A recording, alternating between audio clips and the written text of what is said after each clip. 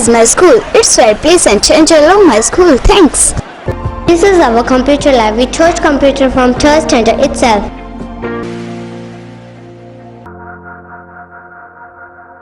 This is a school where my dream come true.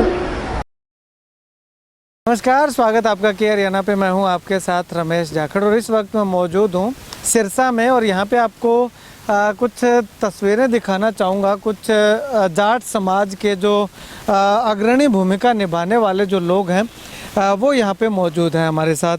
तो अब यहाँ पे इतने से लोग नहीं हैं, हालांकि 15 से 20 लोग हैं।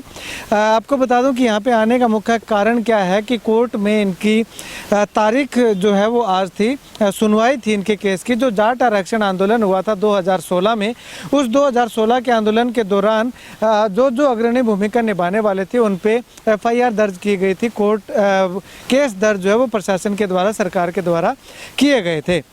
लेकिन उसके बाद लगातार अब तक जो है ये तारीखें भुगत रहे हैं। सरकार का ऑर्डर आने के बावजूद भी किसी तरह की कोई प्रशासन जो है वो संज्ञान नहीं ले रहा है। तो चलिए इनसे बातचीत करते हैं कि आखिर पूरा क्या मामला है, क्या ये प्रशासन पे आरोप लगाते हैं।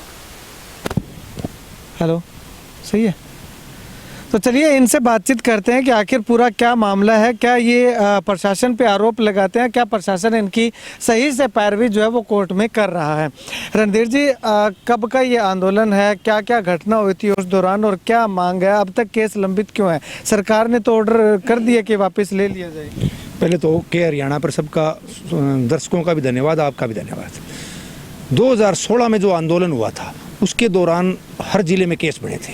सिरसा में ऐसा था, सिरसा एक शांतिपूर्ण माहौल था और हमारी मांगों का दूसरी जातियों ने, सब भाई बंधुओं ने, सब मौजूद व्यक्तियों ने, हर वर्ग के लोगों ने हमारा समर्थन भी किया था और हमारी मांगों को भी वाजिब माना था। उसके बाद बावजूद सरकार ने उस टाइम मुकदमे बना दिए। प्रशासन ने मुकदमे बनाने के बाद सरकार के साथ मीटिंग हुई, उसमें हरियाणा सरकार ने DC और SP को आदेश दिए भी ये मुकदमे वापस लो।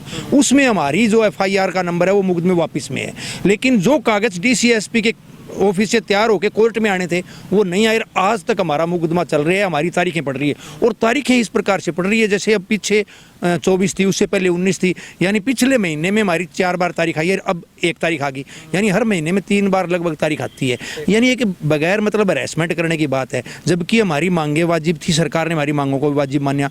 दूसरी सबसे बड़ी बात कि सिरसा में कोई कहीं भी आगजनी, तोड़ फोड़, लड़ाई झगड़ा कुछ भी नहीं हुआ। बहुत ही शांतिपूर्ण ढंग से हमने हर समाज को साथ लेकर, अकेले जाट समाज की बात नहीं थी, ठीक, हम जाट समाज में पैदा हुए हैं, लेकिन हम हर समाज की लड़ाई लड़ रहे हैं। हमने हर समाज को साथ लेकर और वहां जो प्रदर्शन किया था वो सब लोगों को साथ लेकर किया था और उस प्रदर्शन के बाद लोगों ने भी माना था भी सिरसा के अंदर जो शांति बनी है वो सिरसा ने ऐसी एक मिसाल पैदा की है कि सिरसा कितना शांति प्रिय है, सरकार ने भी माना।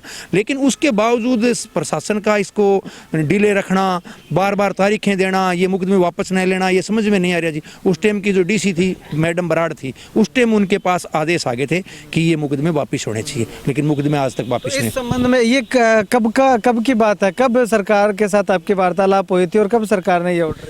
ये मुकदमे बढ़ने के 2 महीने बाद ही वार्तालाप होगी थी, यानी 2016 में भी होगी थी। 17 में दोबारा वार्तालाप हुई, उसमें भी रखी गई थी हरियाणा भवन दिल्ली वार्तालाप हुई। 17 में दोबारा ये बात हुई भी, हमारे वो मुकदमे भी वापस नहीं हुई और जो हमारी मांगे वो भी पूरी नहीं हुई। तो बोली तुम्हारी मांगे भी पूरी करेंगे और मुकदमे भी वापस हो जाएंगे। मुकदमे तुम्हारे वापस है बोले अभी कह देते हैं, जबकि वो मुकदमे भी वापस नहीं हुए और अभी तक वो हमारी मांगे भी पूरी नहीं। ठीक है जोड़ साहब, अगर बात करूं तो अब तक जो है वो मुकदमे वापस नहीं हुए आपके, तो आपने अधिकारियों से जाकर के बातचीत की कि आखिर हमारे मुकदमे क्यों नहीं, क्योंकि पूरे हरियाणा के लगभग जो है वो वापस हो चुके हैं। सबसे पहले तो मैं के हरियाणा का यहाँ पहुँचने पर हार्दिक स्वागत करता हूँ। मैं DC साहब से, SP साहब से टाइम टू टाइम मिलता रहा हूँ। उन्होंने बार बार ये कहते हैं अभी आपकी फाइल निकलवाते हैं और हम इस पे देखेंगे, आगे इसका प्रोसेस चलाएंगे, लेकिन अभी तक कुछ हुआ नहीं। उस दौरान 2016 के अंदर, फरवरी 2016 के अंदर, जब यूनिवर्सिटी और कॉलेज के बच्चे वहाँ बैठे दिल्ली पुल पे जाके, तो मैं डिस्ट्रिक्ट प्रेसिडेंट होने के नाते समाज के जो अग्रणी लोग थे उनको मैं सभी को बुला के भी वो बच्चे हैं, उनको कोई असामाजिक तत्व आके कोई गलत काम ना करवा ले। इस इतनी उम्र के लालचंद जी बाबू सभी जितने भी अच्छे मैन सामाजिक थे उन सभी को वहाँ ले जाकर उन बच्चों से रिक्वेस्ट करके उनको तो उनके कॉलेज और यूनिवर्सिटी भेजा और वहाँ हमने शांतिप्रिय तरीके से बैठने का काम किया ताकि किसी का कोई नफ़ा नुकसान ना हो जाए। टाइम टू टाइम एम्बुलेंस है, ब्याह शादी है, सारी सर्विस खुली रखी।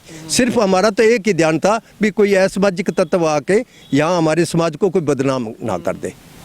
सही बात। ठीक है। तो अब डीसीएसपी साहब से मिले हैं, अभी आप लेटेस्ट कब मिले थे लास्ट? पीछे तोमर साहब थे, अजय तोमर, उनसे मिला था मैं। और डॉक्टर अपित जैन एसपी है, इनसे भी मिला था। इन्होंने डीएसपी थे संजय बिश्नोई की ड्यूटी लगाई थी, लेकिन आगे कोई प्रोग्रेस नहीं। अच्छा, अभी ये जो पार्थ गुप्ता जी आए हैं अभी, इनसे आपकी बातचीत हो? अभी तक हुई नहीं है, क्यों कब आए हैं, 1-2 दफ़ा गए तो इनके पास बिजी शेड्यूल होने के कारण हमें टाइम नहीं दे पाए। ठीक है, चलिए शुक्रिया बातचीत के लिए। तो अब ये देखिएगा, इन जैसे उम्र के जो बुजुर्ग हैं उन पे जो है वो अभी मुकदमा चल रहा है। ये देखिएगा, इनसे ठीक से खड़ा भी नहीं रहा जाता, लेकिन एक महीने में 3-3, 4-4 तारीखों पे इनको आना पड़ता है। तो इनको कितनी मुसीबत, कितनी परेशानी जो है वो होती होगी। ऐसे में 21-22 लोगों के नाम थे, जिनमें से 3 लोगों की मौत भी होने की बात जो है वो कही जा रही है।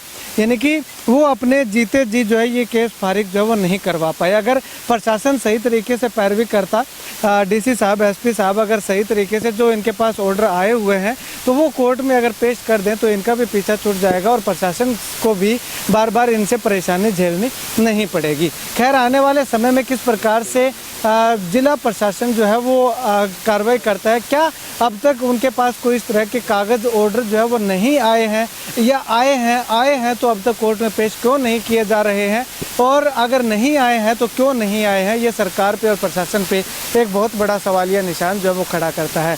पूरे हरियाणा प्रदेश में जहाँ जहाँ पे अशांति नहीं फैली थी, जहाँ पे हिंसा नहीं भड़की थी, वहाँ से जो है वो जाट आरक्षण आंदोलन के दौरान जिन पे केस मुकदमे दर्ज हुए थे उन पे लगभग जो है वो वापस लेने के ऑर्डर जारी हो चुके थे और कुछ जगहों पे हो भी चुके हैं। लेकिन सिरसा सबसे शांत रहने वाले शहरों में से एक शहर था, लेकिन यहाँ पे इतना डिले जो है वो क्यों हो रहा है, ये प्रशासन के ऊपर जो है वो एक सवालिया निशान जरूर लगाता है। खैर, आने वाले समय में अभी उपायुक्त महोदय नव नियुक्त हुए हैं, यहाँ पे नई ज्वाइनिंग हुई है, तो वो इस पे क्या कुछ संज्ञान लेते हैं वो आने वाला वक्त बताएगा। कैमरा सहयोगी मुकेश के साथ रमेश जाखड़ के हरियाणा।